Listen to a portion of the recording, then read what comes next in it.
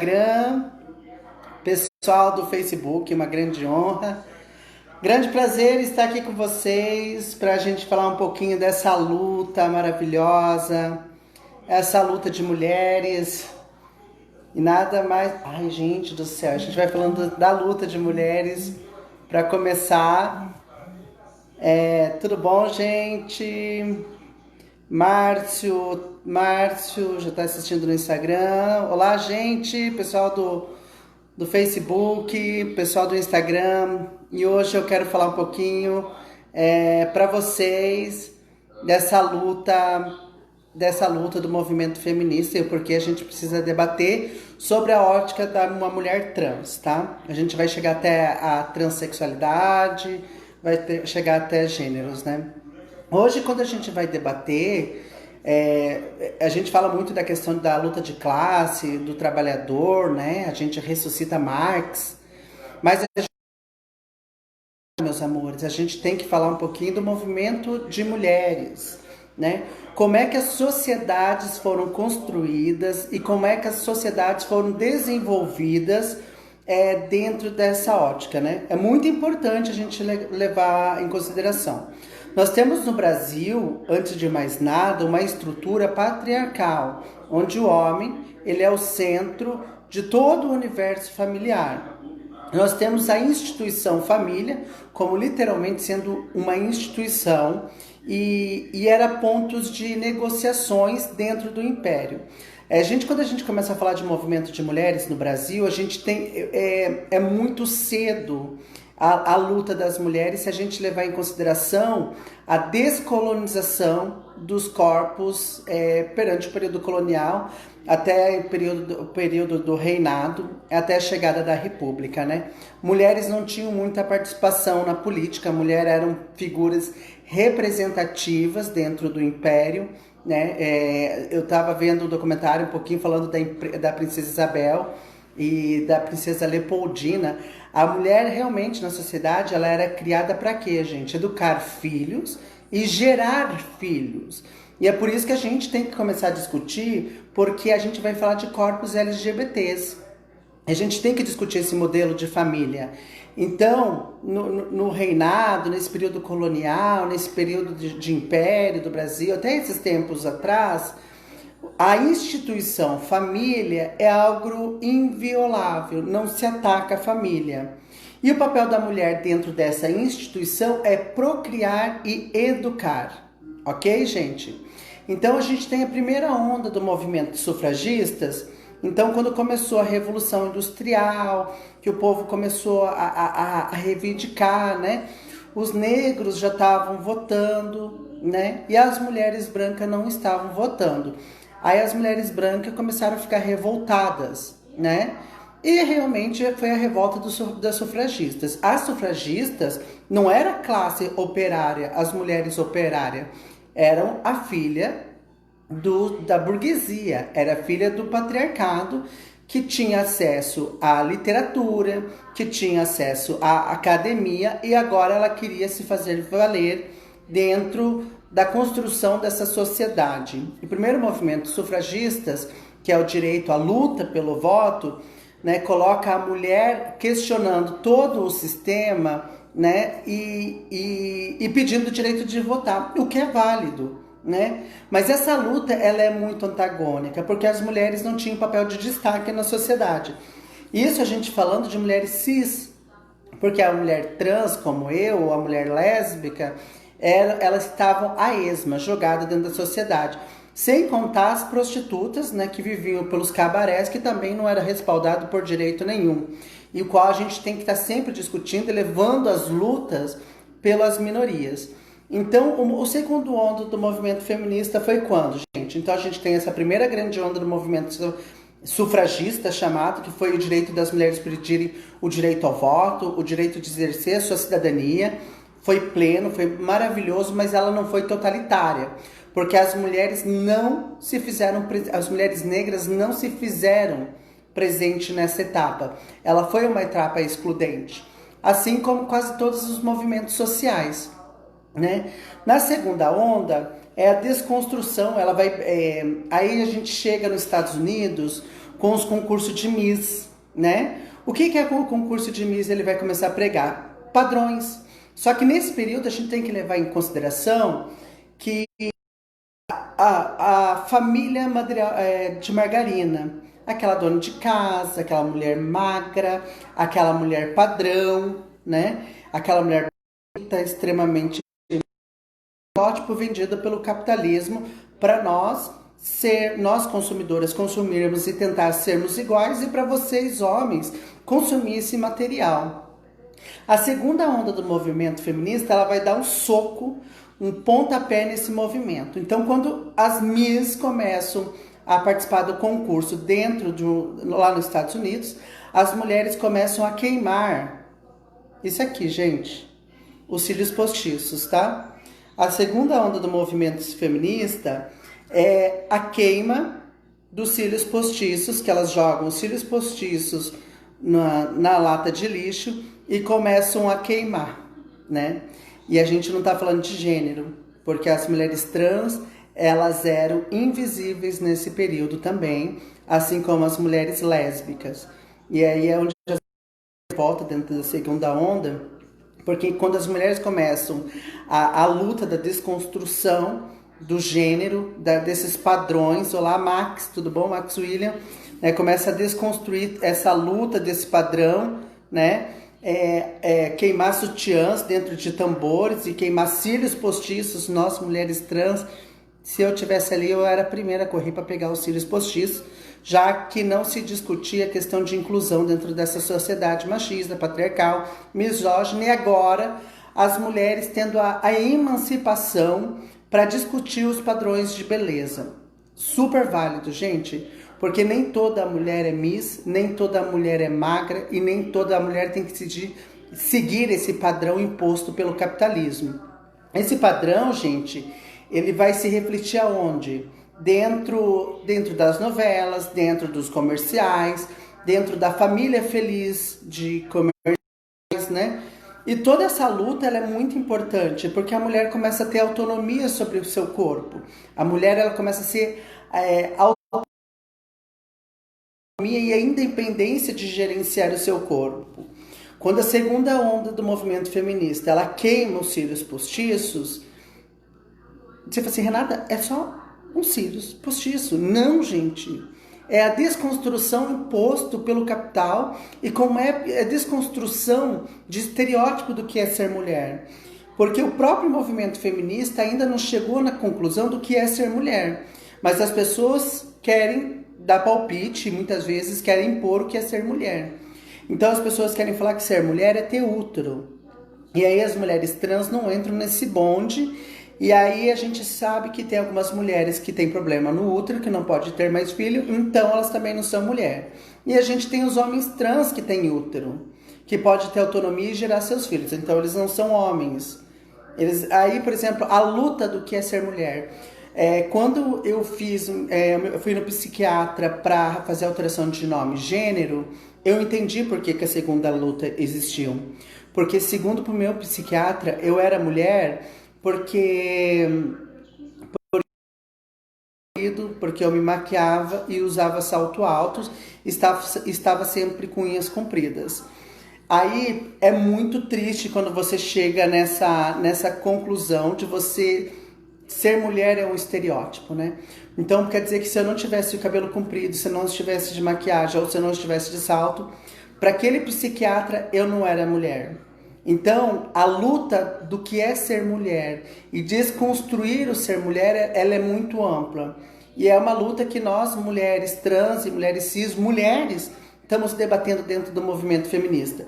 Ai, Renata, ser mulher é você ser delicada, é você ser cordial, é você ser... Não! O ser mulher, a mulher está nessa luta emancipatória agora, né? Então é muito importante essas discussões e questionamentos e provocações dentro do próprio movimento feminista, né?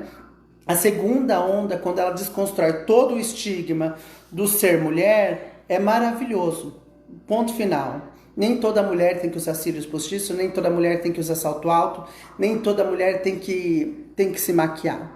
A mulher tem que ter autonomia de ser mulher e ser respaldada pela lei por simplesmente ser mulher. A terceira onda, que é a partir de 1990, que é onde eu começo literalmente a embasar meu trabalho, é dentro dessa luta, que é, é onde começa a terceira onda do movimento feminista, que surge o transfeminismo como um movimento mais organizado, que é a luta de gêneros, identidades e orientações. É quando a mulher lésbica começa a reivindicar o seu direito, não que não tivesse vindo o movimento de mulheres lésbicas. No Brasil, o movimento LGBT, ele surge como movimento de mulheres lésbicas no Ferros Bar, lá, acho que era em São Paulo. As mulheres lésbicas, elas foram pioneiras dentro do movimento LGBT no Brasil. Nos Estados Unidos foram as mulheres trans, né, em Stonewall de 69. Aí surge a discussão de gêneros, aí começam a dar visibilidade. No Brasil, a gente tem a Roberta Close, né, desconstruindo todo esse padrão e sendo classificada como mulher, mas como assim? Mas ela nasceu homem, mas agora ela é mulher, mas ela tinha pênis, agora ela não tem pênis, mas ela fez cirurgia.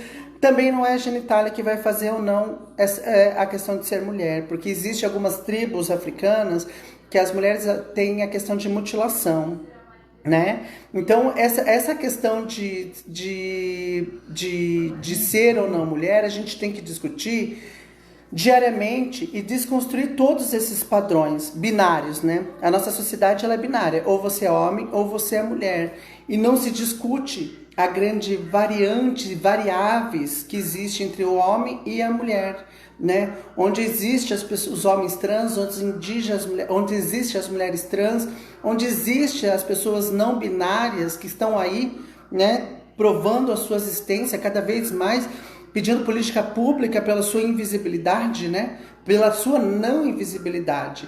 Então, quando surge a terceira onda do movimento feminista, começa a desconstruir todos os padrões e vem cada vez mais forte, né? Então, por exemplo, assim, meu corpo, minhas regras, é muito importante essa questão, né? Meu corpo, minhas regras.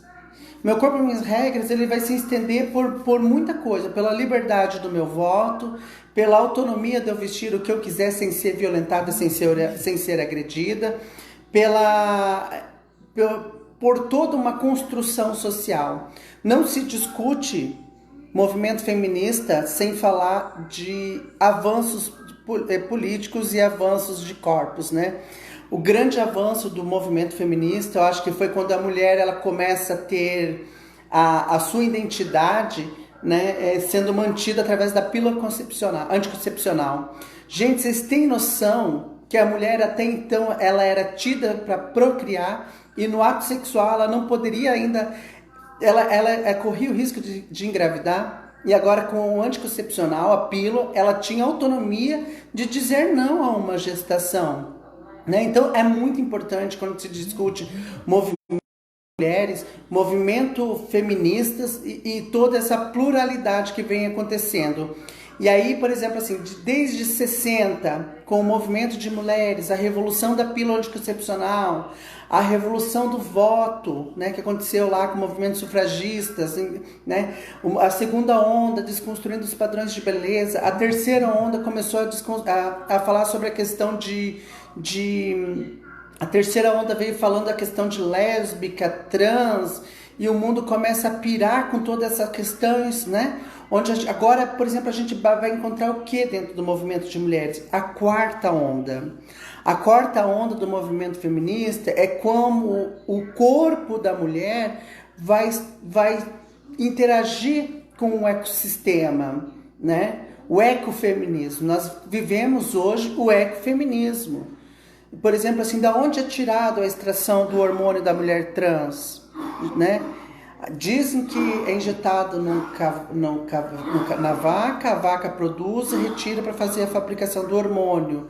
Então, como é que nós vamos fazer? Por exemplo, assim, os shampoos que eu lavo, ele é utilizado, por exemplo, assim, para fazer teste em animais, né? Como é que o corpo da mulher, ele interage com a forma ambiental? Não tem hoje como você falar de movimento de mulheres, consumo de mulheres, sem você esbarrar na causa ambiental. Os produtos, eles têm que ser biodegradáveis. Os produtos, eles não podem ter mão de obra infantil na sua elaboração e muito menos os produtos não podem ter na sua elaboração mulheres ganhando menos que homens.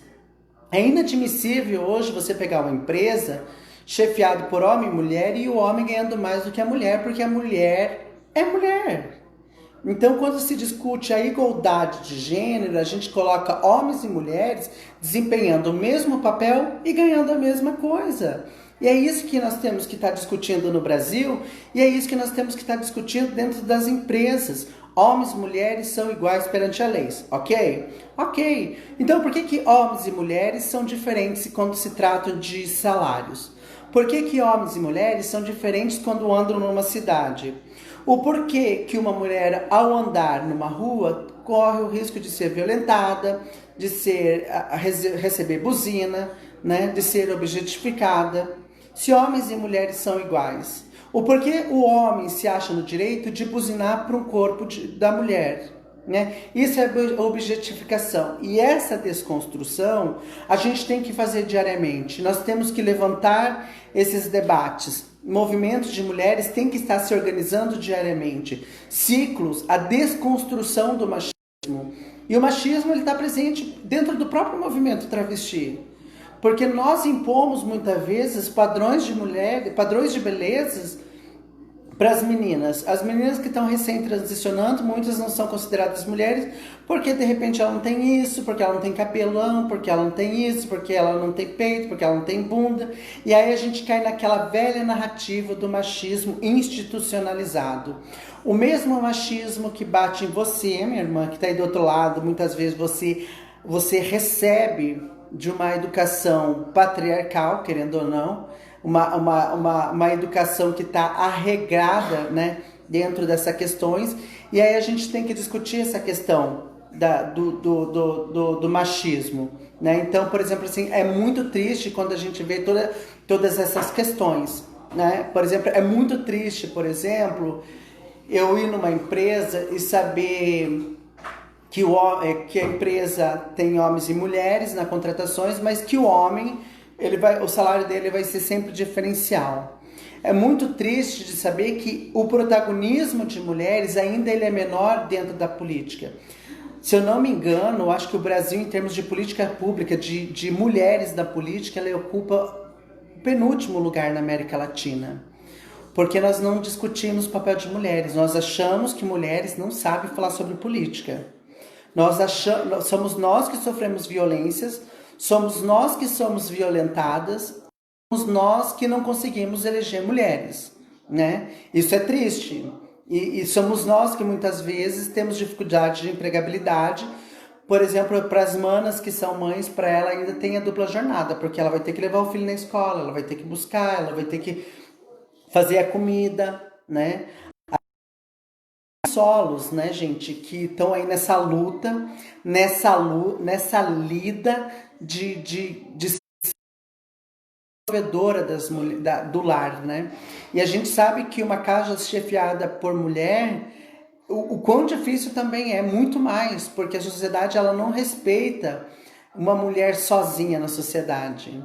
Ainda 2020 existe preconceitos, porque nós estamos falando de uma sociedade que impõe normas religiosas e uma mulher não tem autonomia de ser sozinha. Ela vai ter que sempre se esbarrar e depender de um homem. Isso é muito triste. A mulher ela não tem autonomia de, por exemplo, assim, quando ela tem 3 filhos, que eu acho que é para fazer a laqueadura, né? Ela não tem autonomia. Ela vai depender da assinatura do marido, do consensual. A mulher não pode dizer, eu não quero mais ter filho. Gente, 2020 a gente está tendo que falar isso. É antagônico? É antagônico. Nós temos que falar da saúde e da integridade da mulher. Mas são tantos momentos e tantos avanços.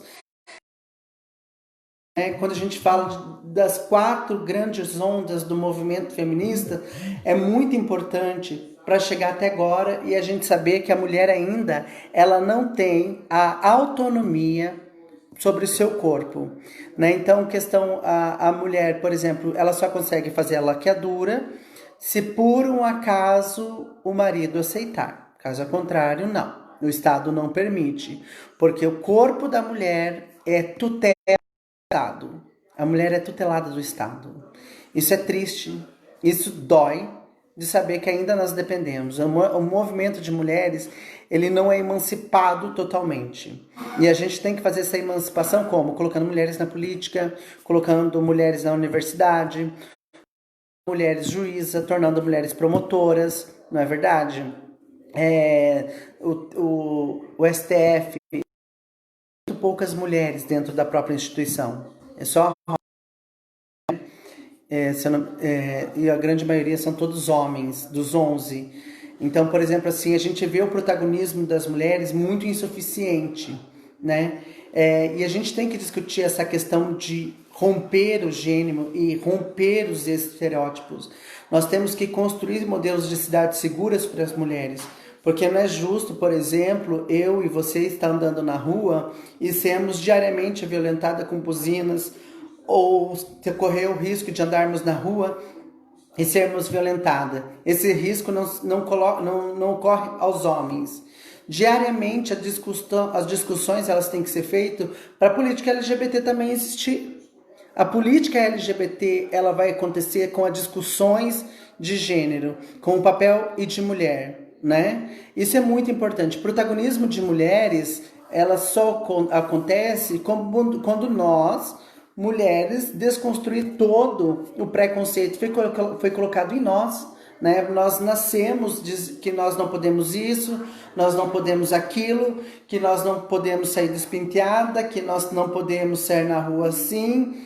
Nós somos criadas e doutrinadas, e essa doutrina ela também acontece com as manas trans, muito mais, porque as manas trans elas seguem uma doutrina daquela super feminilidade. Só que hoje você vê o próprio movimento trans rompendo esses padrões de estereótipo.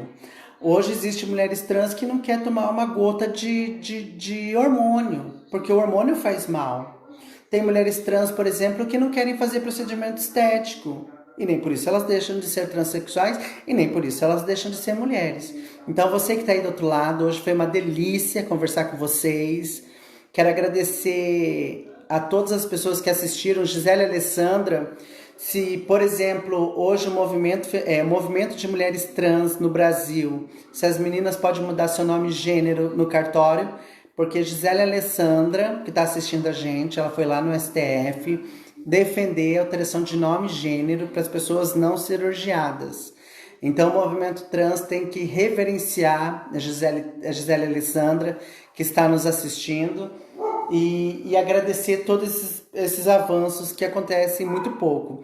Se para o movimento de mulheres cisgênera, o movimento feminista aconteceu de forma de movimento de mulheres trans, nós estamos penando. É por isso que nós temos que discutir política pública, por isso que nós temos que falar sobre mobilidade, sobre segurança e desconstrução de preconceito dentro do próprio movimento de mulheres cisgênera, dentro de movimento de mulheres trans e dentro do próprio movimento LGBT. Né? Hoje nós temos autonomia para falar sobre os nossos corpos e como é que esse corpo vai interagir dentro da construção de uma sociedade. Tá bom, gente? Eu vou encerrar o vídeo agradecendo todos e todas e todos que assistiram, e sempre é um grande prazer, né, falar sobre movimento de mulheres, que é o qual eu amo de paixão. Ó, beijo, axé no coração de todos vocês, espero ter sido um vídeo bem bacana, e foi feito com muito carinho, com muito amor, era um vídeo que eu tava precisando, para que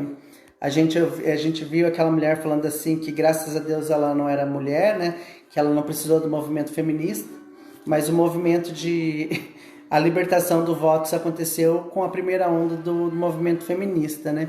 E todas as outras lutas, direito ao voto, direito ao emprego, o direito à autonomia ao corpo. Então, por exemplo, assim, nós temos que discutir sim política pública, nós temos que discutir sim, e o movimento de mulheres ele só ocorre em sua totalidade se vocês homens nos ajudar, tá bom? Obrigada a todos, todas e todos que assistiram. E vamos se vendo em mais uma live por aí.